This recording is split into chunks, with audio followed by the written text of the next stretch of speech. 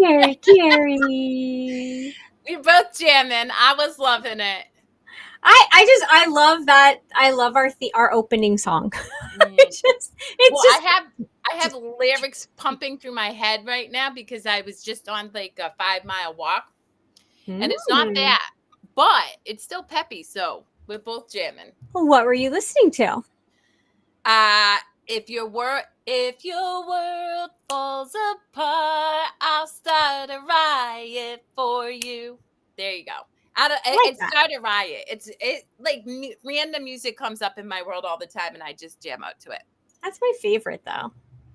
I totally, and I know I'm gonna guess that you'll say yes to this, but I totally believe that when a song pops on and we hear it in our reality, that we're meant to, like, we need that song in that moment. It's some divine message somehow, some way. Yeah, so before we touch upon that, because there's a beautiful story that I can tie into that. Who are you, beautiful soul? I am Michelle Barone of Moksha Grace Coaching, and I am an emotional liberation coach. And I help people through fear. I help people find their strength to see the world differently.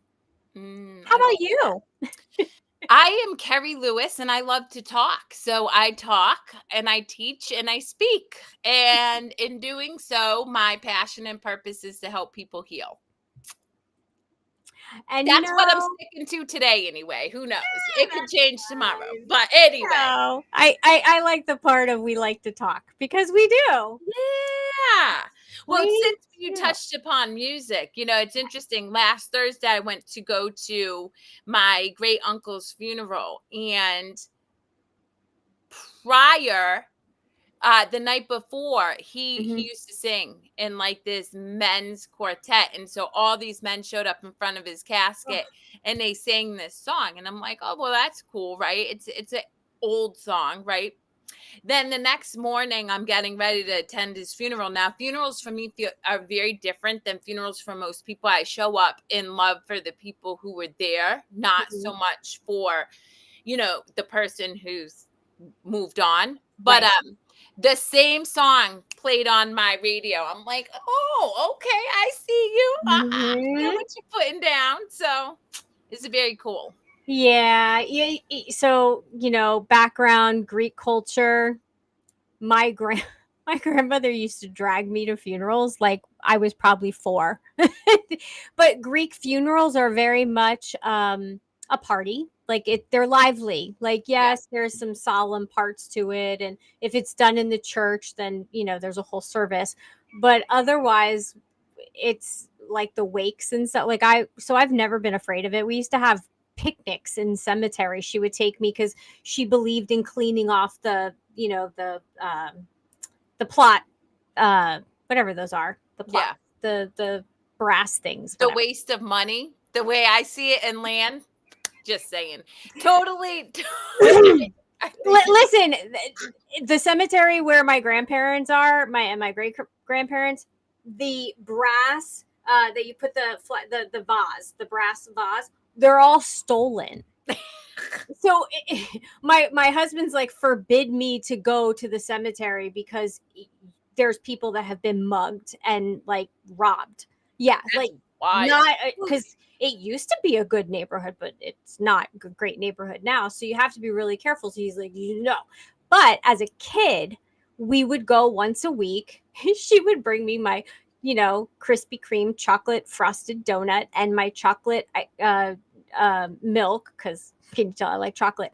And she'd pick me up from school, and that's what she'd bring. And we would go and we'd have like a little picnic, or she'd bring watermelon or whatever. And she would clean off the headstones. That's what they are, the headstones. And we would, she'd pick the weeds, and we would just talk, and she'd tell me about the different people, and we'd walk to the different, we would walk the whole cemetery. It wasn't just our relatives. She was taking care of, oh well, this was the church secretary, and this is, this person, and that's just the way that it was done back then, which is so different than the way things are, done now. Well, I mean, just to preface for the audience, the reason I take issue with cemeteries is we actually, if we were just buried naturally, we would then turn into fossil fuels, which is what, I believe we're meant to do. So that's my only thing about that is, you know, fine, bury me if you want, but like just let me decompose the way I'm meant to so that Bury I you can with a give tree. back Yeah, from. with the tree, like, and then they plant you and then you become part of the tree. Like, Oh, that's so cute. Christy used to get super pumped. Wait, we'd get the what's kalava? Kali- oh, Kaliva. Kaliva is these wheat berries, and she has the she has the ingredients, but it's all this like natural stuff and Twister raisins. and natural stuff? No. And you would go to church and you would get they'd give you a cup of it because it would be like a cake, and they put like powdered sugar on it, but it's not a cake. It's all these wheat berry salad and raisins and almonds. Exactly. And so you would go, but as when she was little, she would just get the cups and then she'd go back for another cup and then another cup. Not really knowing what exactly it was for, but it was to, it's usually done 40 days after someone passes to, Huh. yeah. Good to know. Interesting conversation considering Easter is Sunday. Huh. Huh. So yeah, that's interesting. Interesting. Yeah, And, well, we never know where this is gonna go anyway. so you were saying about your uncle and funerals Well, yeah, I and mean, cemeteries. well, we were talking about decomposing bodies, but Yeah. Well. it's interesting at this funeral, my niece brought Mhm. her almost 1-year-old to the funeral, and Mhm. he's an almost 1-year-old, and she was so anxious about the fact that he's one in his business. I took him right up front with me, and I had the greatest time in the pews with the Bibles. And interestingly enough, my great aunt, who's Mhm. burying, her husband, walked by, and of course I have him hanging by the side of the pew as casket goes by, and she grabbed him and looked at me, and she's like, I love that you brought him, because with death comes new life, and this is a new life. And I'm like, yes, see, you get it. And I think it is really truly important that people recognize, first off, death to me is just a beautiful part of our transition Mhm. into what I believe is even further expansion into wherever, because we don't know, right? Love, Mhm. I guess that's the best way to describe it. Um, but secondly, in our society, we have created this culture around fear around death and like this sad loss. And I think I've mentioned this before. I am Mhm. closer to my sister today, Yes. absolutely bar none, than I was when she was physically here. Yeah. And so I just feel very differently. So me being at that church was just kind of um a beautiful expression of celebration of Mhm. just transition, rather than like this mourning, deep-seated sense of loss and suffering because I will no longer see my uncle. Yeah. Yeah. I absolutely agree. And truth be told, the Barone family, we've had a passing this week, so it's death is on the mind, transition is on the mind.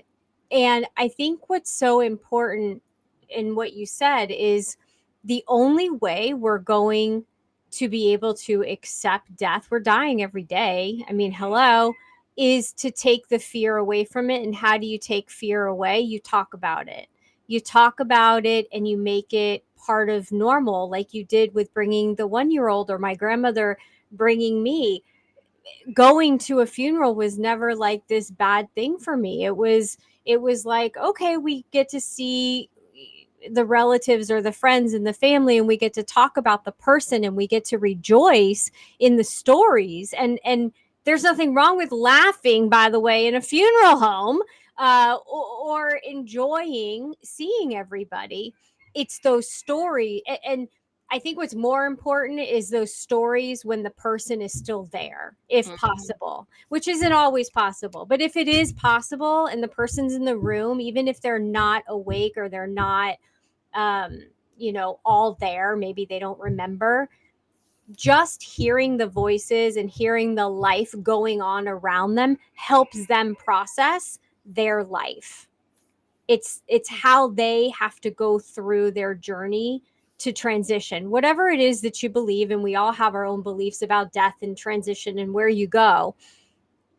But if you're laying there and I don't know, there's something about life going on around me and me still being able to be part of it if I was there. And we can't ask them afterwards. I mean, we can, because they can still connect with us through song, sending us messages, cardinals or a dragonfly that flies over. I just saw a cardinal today. And, it's interesting. We heal in communion. So I have no issue coming together collectively. And I was just talking to somebody the other day. If you look at any spiritual texts, what are they? They're stories. Why? Because we connect through story, through word. And even before the written word, it was verbal. But I do want to call attention to a message that we got. And I loved it. But the one thing, if I may lovingly just encourage you to consider just a shift in perspective a little bit, and it actually ties into what I want to bring up today. So this works beautifully. It's Spedhead. We sit in judgment of ourselves when we stumble upon the thing. Meaning, right? So you shared that you sat in and you were sorry and you apologized for not checking this box lately. What I have come to believe is true for me, but I do practice this a lot with my clients who I work with in addiction recovery and mental health recovery, is instead of sitting in judgment for not going to the box recently, shift to gratitude for being reminded that you have the box and you have the ability to open up that prayer. And the reason why judgment keeps you stuck in the past, gratitude keeps you in the present, and the present is where you want to be to shift and sit into healing. Right. So I would just encourage you to consider that. Now, talking about how that plays into what I wanted to bring up today, because it came up several times with clients this week, is judgment around their intensity of feeling as they're moving through something. So one of my clients was sharing with me that they felt that they were becoming more bitchy and intolerant and their emotional response was not congruent to the experience they were having. Right. And what I said to this person, and I know this to be true for myself as well as others, is if you have been disassociated from your emotions, if you have not allowed yourself to feel your feelings for any extent of time, whether it's years, months, weeks, hours, right? Then when you do start to come out of that,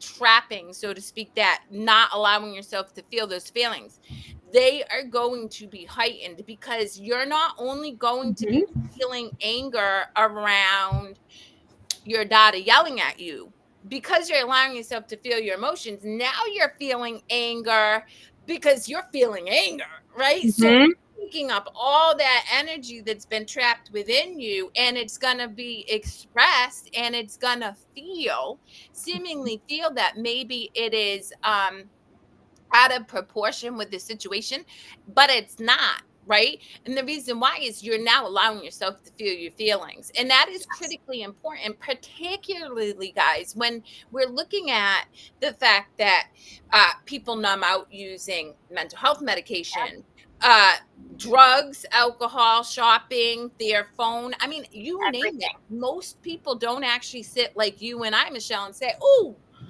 I'm feeling a little bit of sun right there. I got to feel it. And so when you start doing that, it's going to feel like it's not proportionate, but it is. And just know that it will eventually subside to a place where when I feel my feelings, I feel them for like a half a second and then I'm on to joy again, right? I recognize it, I feel it, and I'm moving on. But if you haven't done that yet, you are going to feel them. And just like the box where you were sitting in judgment of yourself for not looking at it, don't Mhm. judge yourself. Just be grateful. Be Be grateful grateful. that you get to feel your feeling, because now you're moving forward and Mhm. really healing, rather than just sitting um in a place of suffering. Right. And to your point, it's like it's gonna be calm again, and you have to trust and you have to have faith in that. When you take a big old boulder and you drop it in the water, it's gonna create a really big wave. If you take a pebble and drop it in, it's Mhm. gonna create a little ripple. If you've been holding back your emotions, it's gonna be the big boulder. Yep. Hold on tight to your little to your boat, your life boat, your preserver, whatever you're in, but it will subside. Yeah. But you have to allow it to subside. So allow the feelings to come up. And the more you practice that, then it'll start going into those little ripples and you won't have as many boulders. And Yep. that's what, I love helping people see that and come to terms with that instead of, because as we push and push and push our emotions down, that's what's creating those big old boulders. Yep. But if you allow them Absolutely. to come up, you're good. Allow it to come up in the shower and wash it away. But do what you have to do to allow those to come up. Don't judge yourself for feeling. Yeah. Well, that's the thing, is when you sit in judgment, you're keeping yourself in the past. Like you're actually perpetuating those experiences in the future, because this moment right Yeah. now is creating the future. And so I really wanted to touch upon that, because it's something that comes up so often. Mhm. And with judgment, generally speaking, comes guilt. And I cannot emphasize enough for anybody and everybody watching, guilt is the most useless, unproductive emotion that we can exist in, because it doesn't allow us to learn, it doesn't allow us to grow, it doesn't allow Mhm. us to um yeah, move forward. Yeah. Exactly. I was looking at what she wrote. I was sorry it was on the floor. I laughed and praised him and gave thanks, but I appreciate the room.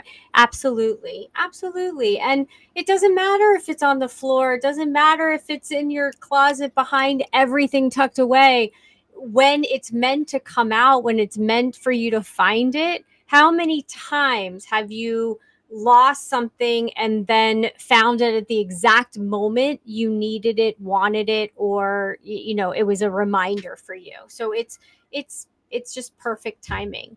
It's and you just have to have that faith and that trust that whatever's meant to be will be. Mm. It's interesting.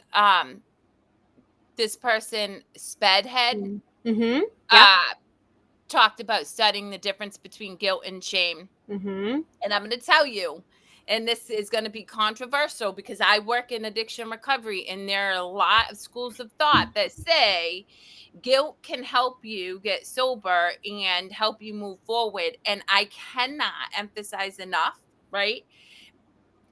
Shame is just as detrimental and toxic, but guilt does not serve you either. It just doesn't. And from having overcome a myriad of addictions, and I mean addiction to everything, and suffering from severe anxiety, depression, and a lot of trauma, it wasn't until I started to give myself permission to get curious and not beat myself up about whatever it is that I was sitting Mm-hmm. in that moment, that I really started to shift out. And so that's why, to me, it's really important to come from a place of curiosity, um Mm-hmm. rather than judgment. Because here's the thing, judgment is going to tell you that something's good or bad, but that is so not the case. How can we, as humans with this small, like, what is it? They say 10% of our brain is actually working. Mm-hmm.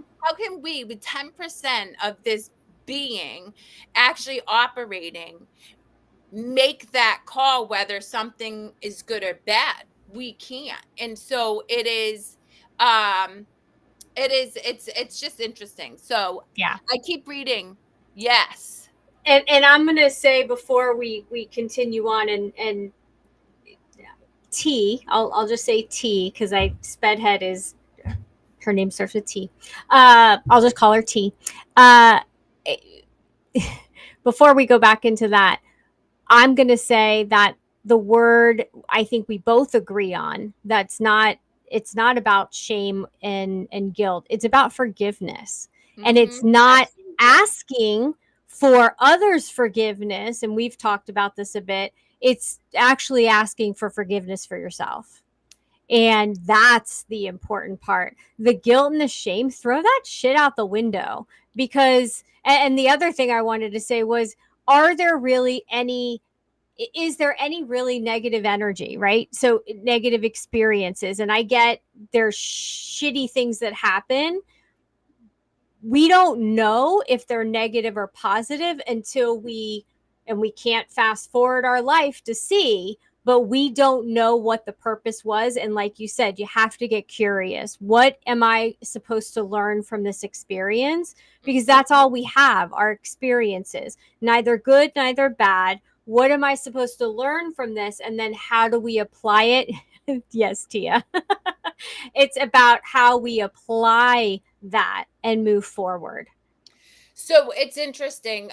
First off, thank you, Tia, for sharing. I really appreciate that. And you're right. It can be very, very difficult.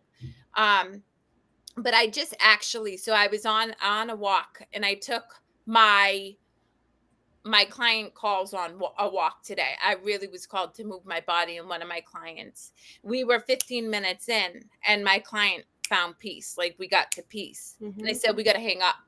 She's like, I was like, you're at peace. And this is truly where our thinking mind gets us into trouble.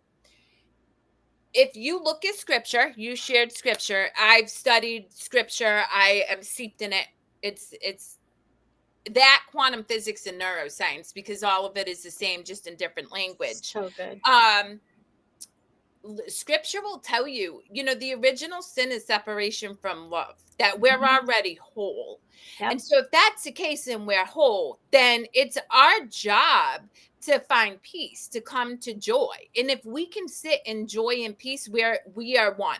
We're one. So the minute I can bring somebody to peace, and they're like, and I know they're at peace, we're done. We're done for the day. Because what's the point in talking about any of this stuff when you've already accomplished oneness with source? And if you can hold and maintain that, right? Forget about it. You're now no longer in the past. So, and in A Course in Miracles, which, you can tell I just read a little bit, it talks about the fact that a miracle is literally, it's basically removing any of the suffering from your past, keeping the joy, keeping any of the stuff that you've done in love, bringing that forward and leaving the rest back. And when you can hold space for that, you're good to go. And that's why when I jumped on, I was at peace. I was totally peaced out, and I could feel the energy of you and Krista. And that, like, because I was just so tapped in, tuned in, I was like, oh, I'm at peace, and that is all we really have to focus on. Now, that takes work. It takes effort. And I know you're going to say work is like, but it's not. And I was actually just reading how it says there's a lot of discomfort in figuring that out, people, because you have to combat two different perspectives. And you have two perspectives. One's love, one's fear. Love's going to bring you peace and joy. Fear is going to bring you suffering. The minute you catch yourself in suffering, you release it, and then you're back into love, and then you just sit with that. Yeah. When you were talking, what popped into my head was I got a picture of a puzzle. So separation, that was where things we separated, and that's, now we have to find our puzzle pieces to put us back together, to bring into, to be into, and live in love and joy in order to find our true connection to source, God, divine. And that's our only purpose and mission here. That's the only thing that we are here to do, is to find our puzzle pieces, put them back together, so that way we are one. That's Mm. it. That's it. That's as simple as it is. And whatever experiences are going to bring you towards that mission, right? That goal is on your path.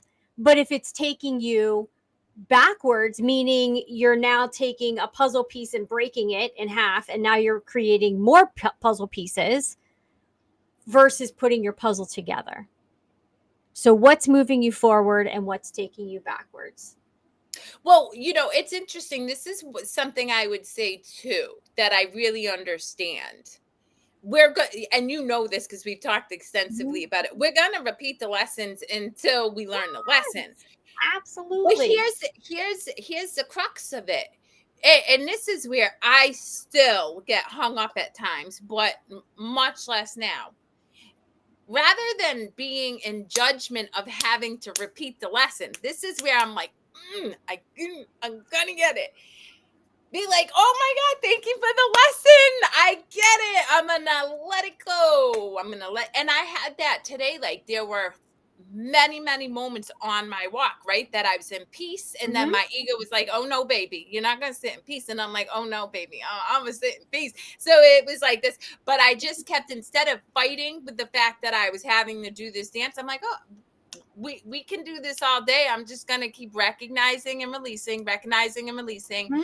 and in that I kept coming back to peace. And look at how quickly you now can do that versus probably a few years ago. Yeah. Well, it's so I true. mean, right. And the more you do it, the bigger the pieces come together. And therefore, you have less pieces to actually put together because they're bigger pieces and they're fitting together. And so you're moving to completion, which is oneness. And that's the thing, is it's something that I really want to tell everybody. You really are. I mean, I think about Joe Dispenz's work, right? And Mm-hmm. Superhuman and all this. We really already are the miracle. We really are. We really are whole, Mm-hmm. It's just that to create miracles, and now we can I'll touch slightly upon manifestation, because we are co-creators with our creator. We Mm-hmm. just are. But we need to co-create from a place of joy and Mm-hmm. love.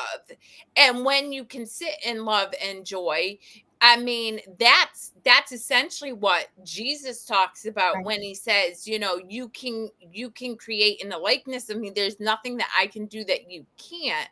Right. But if you think about it, he sat in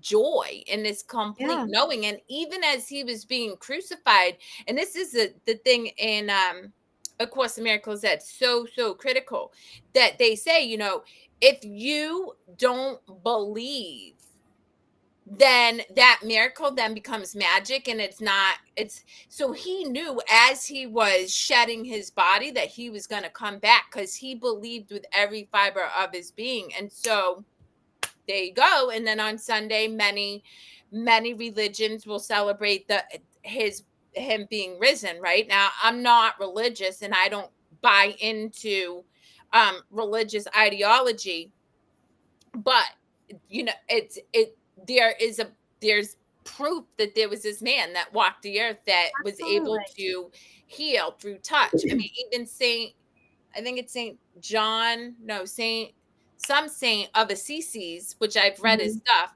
He walked through fire in front of the Roman Catholic Pope, and freaked him out, and it was because he believed. Right. And we all have the ability, just like we have the ability to touch and heal, just like, Jesus. It's Reiki, it's any kind of energy work. We all have the ability. We just don't remember, or we haven't tapped into it yet.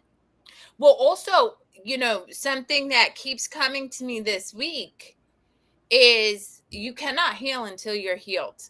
And if Well, you look at so many of the healers, and this is why it's interesting, even let's talk about Muhammad, right?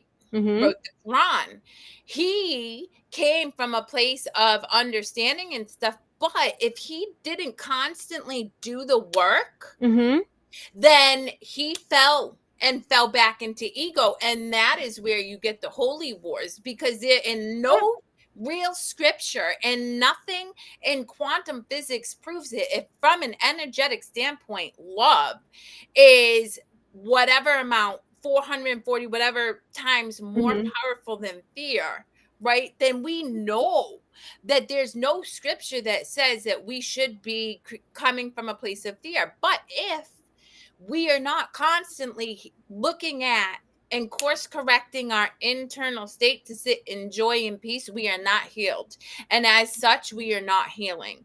And that mm-hmm, is just truth. That is fact. Because I look at so many people who, quote unquote, have been healers who have fallen pretty far from their right. place, because they're not constantly doing the work. And that's the gift I love about my Mama Dukes. Because my mama taught me you can read anything you want, but if you ain't doing the work every single day, every Yep. minute, then you ain't healing. And yes, Mama Dukes. And if you are going to lay hands, do Reiki, do whatever, and you are in a negative energy, if you are choosing to not do the work and you're in that negative energy, you will then be a detriment to that person, even though you think you might be helping, you're not, because you're not in a space of love. You're not in a space of positive energy. You can't give positive energy if you're sitting in negative energy. You have to do the work on yourself first. Then you can help others. Then you can spread that energy. But Well, check yourself also, first. I think it's even more important to highlight that what you do to somebody else, you do to yourself. Well, It's funny. I'm yeah, gonna, my absolutely. daughter, my daughter, 14 years old, she's yesterday, she's talking to me, and she's talking to me about how frustrated she is with her history teacher, because all he does is talk about the Palestinian Israeli war, and he clearly has sides. And she has her side too. And I just started chuckling, and she's like, I know, mom, you don't care. But I was like, no, no, no, no, do not get it twisted. I understand the universal laws, and the universal law is cause and effect, baby. This isn't good or bad, right or wrong. This is, if you send out negative energy, that negative energy is coming back at you, and vice versa. And this is Mhm. where people get in it's like two bulls walked into, it's like, nope, I'm going to send out this energy, and then I'm going to send out this energy. And then I'm like, that is the biggest issue at hand. So I said to my daughter, and she was like, I know, I'm working on it. I was like, all you have to understand is what you, as an Mhm. individual but full expression of energy, send out is coming back to you. And if you don't want to sit in suffering, you got to be really careful about what you're putting out there. And that Right. comes to everything with how you have relationships, but Mhm. also, very importantly, how you show up in the work that you do as a healer. Because really, we're all students, and we're all teachers, and we're all healing each other. But it's got to come from a very strong understanding that there is no idle thought. All thoughts extend, and all thoughts have the power to either create Mhm. or cause fear, which is really an illusion, but most people sit in that fear, so that's hard to understand. Right. Right. And being curious of why that person is having those feelings, opinion, or judgments, not to agree or disagree, but to understand where they're at. So, like the history teacher, he must have a side, he must have strong feelings. I can respect his feelings or his, what he's been through, his experiences, but they're not mine. Mm-hmm. And when, like you said, when you come from a place of love and you just, no judgment, this is how you feel, that's yours. It's not mine. Well, I piss people off because, I've learned because I really do respect. I respect we're all on our journey, and there's levels of consciousness. So there's levels of peeling back that layer. And I mean, 20 years ago, I was entrenched with all of Brene Brown's work. I have Mm-hmm. infinite respect for her, and yet now to now, I view like what I learned then very differently because I have a stronger understanding. So for me, it's not about asking questions about where people are. It's one of two things. You're either in love or fear. Boom. I Mm-hmm. already got my answer. How you show up in any interaction with me is fear or love. And I'm going to tell you right now, if I feel walls up, Mm-hmm. I know it's fear. And it can be anything from not being able to have a conversation with me. You know how Mm-hmm. many people won't pick up the phone and say, and I reach out, or it can be and so I don't personalize it. I'm like, ooh, ooh, ooh, I get it. And that's cool. And then I have to choose because I still contend with ego. I Mm-hmm. still have my own work to do.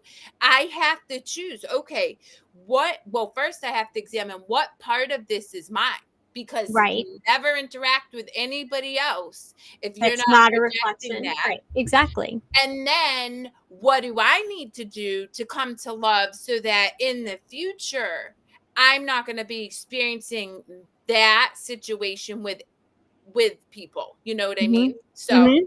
Yeah, absolutely. And it's just so good. It's just so good. I know I love our we conversation. have great conversations. And I wouldn't even say that, you know, you're a disruptor. Like, it's not that you piss people off the way I take it. You challenge, you disrupt a pattern, a thought pattern to elicit change.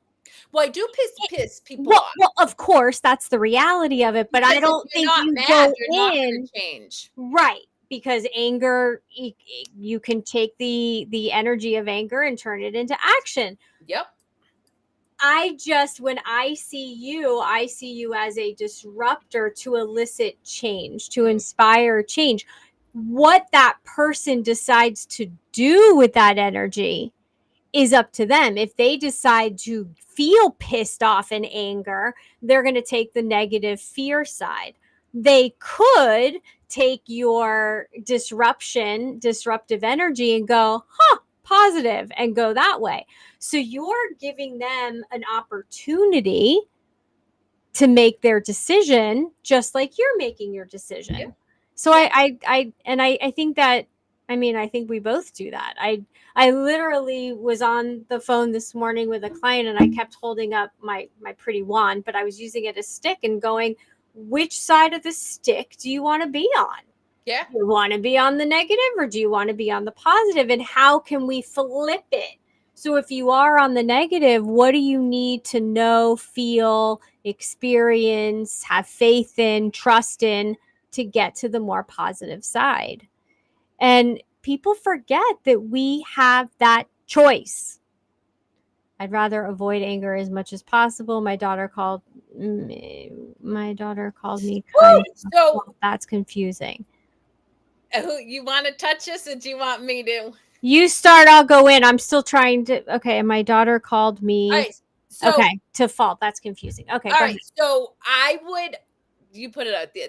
That's spiritual bypassing. How do you heal if you don't feel? Like Mm-hmm. you now get don't get me wrong, you don't have to outwardly express anger because if you're not looking at your anger, how can you look at what it is internally? Because the only time we get Mm-hmm. angry really, right, is if we feel we're not getting a need met. Now, Right. for me, that need is like really unpacked now. So I already know I can serve myself. I literally need nobody to take care of me, right? I am whole. I can, Mm-hmm. but there's still that ego that says that I need some external whatever, right? Mm-hmm. if you're not feeling that anger, that is a feeling, right? It has to be a feeling. Then how are you learning yourself? How are you able to learn what it is you need? And more than that, how do you get your needs met, right? Because Right. that's really important. And the other thing, particularly as women, but men too, we are taught, conditioned, and embedded to believe that we need to be caretakers at the expense of our own wellness. And Mhm. that is detrimental to the overall environment of the whole world. Because if to what you said earlier, if you aren't healed, you have nothing to offer to heal. I know when I need to take care of me, and I have no problem even telling my daughter, "Baby, I am not available right now because I have nothing to give, and if I do give, it's going to come from resentment, Right. it's going to come from frustration." And sure, I'm giving, but I'm giving from a negative energy, and that's going to come bite me in the ass. Right. Right. And here's the thing. Do we all wish that no one felt anger? That we didn't have anger, that things didn't come up to piss us off? Yeah, absolutely. That would be wonderful if life was just picture perfect. Can you learn how to manage your emotions enough that when you start to feel anger, you can get curious, like we've talked about, and Yeah. go, okay, why am I feeling anger? Why is this coming up for me?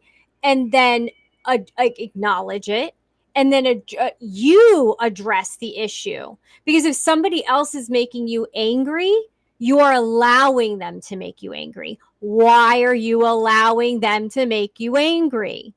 If they're being pissy about something, let them be pissy about it if that's where they're at.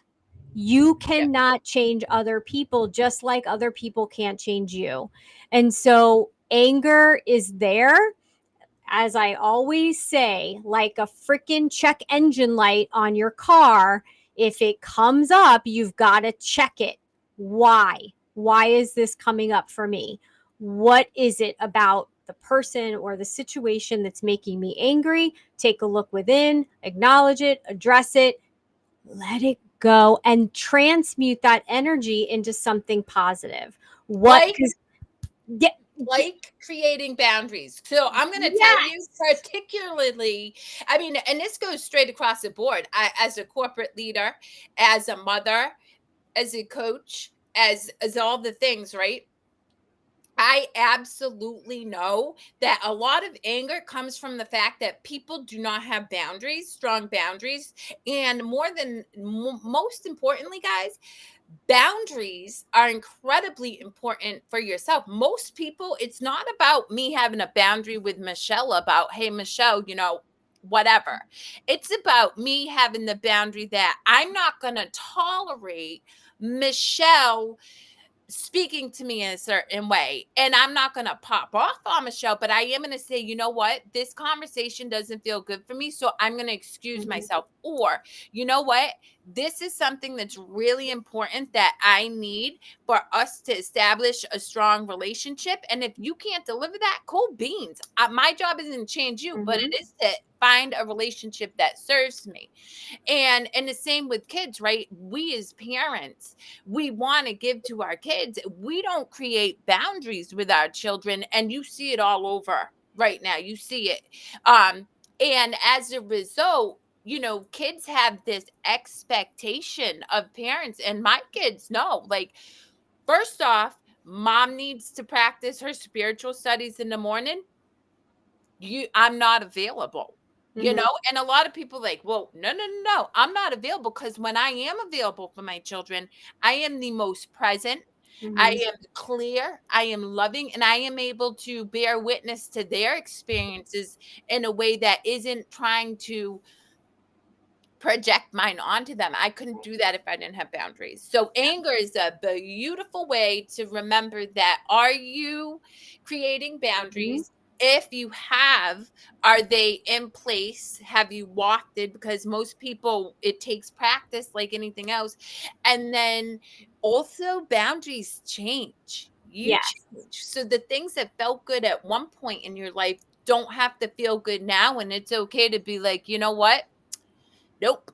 I don't want to do that anymore. And it can be the opposite too. Yes. You can be doing the work on yourself, and then you don't need the boundary because whatever it was that was affecting you isn't affecting you anymore, because you've already worked through it. Yep. And you've realized that it's just not important. Like if there's a person that always pisses you off, or they sit in judgment of you, and you put a boundary up, maybe you work through it and their opinion of you doesn't matter anymore.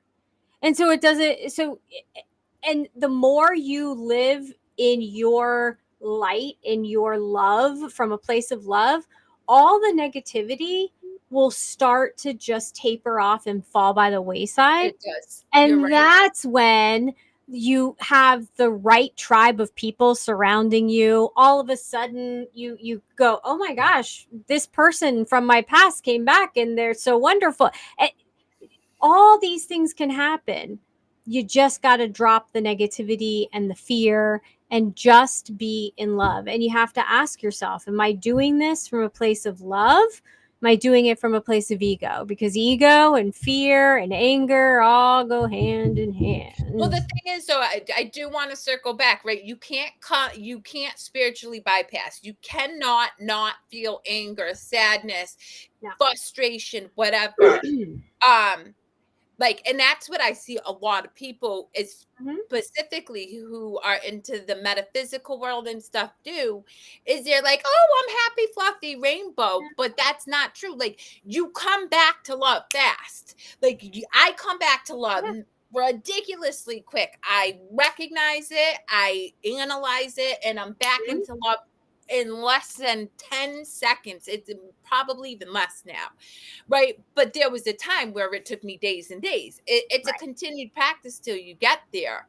But so important that true unconditional love is unconditional love for the feelings you're experiencing too, and the messy middle that helps you get there. And you're going to continue to, like, again, you know, it's a life, death, life cycle in this world. We're constantly going through it all. Life, death, life, death, life, death. So really important. And I think that on the unconditional love, the step the step we also have to go through to get to unconditional love is the unconditional acceptance of ourselves and of other people where they're at. Not accepting their behavior as right or wrong, accepting that that is who that person is. They've shown me their true self. But can you also see their pure self? Can you see their self that's sitting in love but can't get out of the anger and the muck? Can you see their pureness that's connected to you through light and love? And if you can come to them in that frame of mind, then your anger isn't good. You won't get as angry because you'll be in. Right. You see that they're struggling with their own fear. And it's interesting. My other daughter called me yesterday. She wanted to get picked up from school. Her and her girlfriend was avoiding her all day because the prior night they had a fight. Now Julia has me for a mother, so she's highly emotionally intelligent. Lots of kids don't have parents who teach their kids that level of intelligence. And so her girlfriend was avoiding her out of fear, out of anxiety. Now I knew this, but I also said to Jules, I'm like, babe, you don't have to have a crappy day because she's avoiding you. You don't have to take on her experience. You can sit and enjoy. Now she's 16, so she literally, her response was, yeah, like it's that easy. And I was like, well, really it is. But bye, Tia. Thank you. Thank you so much. Yes, what a blessing to have you here. We appreciate it. I literally, it is that easy, but I gave her grace. I'm like, it's your experience, baby. You get to have a crap day or a good day, regardless of how your girlfriend is feeling. And of course, fast forward, they talked it out, and sure enough, it was just that I knew her girlfriend just didn't know how. She doesn't have the skills to have healthy conflict resolution. And so there was that avoidance factor, which is simple fear. And once they were able to talk about it, they both learned and grew. But Right. it's always fear. And I would tell this to anybody watching, at the end of the day, if you're not sitting in joy and peace, you're in fear. You Mm-hmm. just are, no matter how you slice it. And it's okay if you don't know how to get out of that fear. It's okay if that even seems confusing. I don't, a lot of people, even that. I mean, my father, I've told him before he's in fear, and that enraged him. Yeah. And so I recognize that, but just understand that even that awareness gives you the ability to give yourself grace, because instead of judging yourself for any of your emotions or all of the experiences you're having, you can at least be like, oh, well, maybe I just am afraid and I don't know. Yeah. Yeah. And you don't have to be in judgment of anybody else either. Just unconditional acceptance of that's where they are. I can't fix them. It's not my job. It's not my journey, not my circus, not my monkeys. And you just go about your day Yep. and keep yourself where you need to, in grace, in love, in light, and sometimes in anger, and work through it. Definitely. So, where can people find you, Miss Kerri? KerriLewis.Coach, and my phone number is on the website. Give me a call. I love good, unexpected, yummy conversations, just like the one we have on Wednesdays. I love these conversations. You can find me at mokshagrace.com and on social media under Moksha Grace, just about anywhere. And yeah, thank you all for being here to have these conversations with us. And we will see you next week. Yes, same time, right here. Awesome.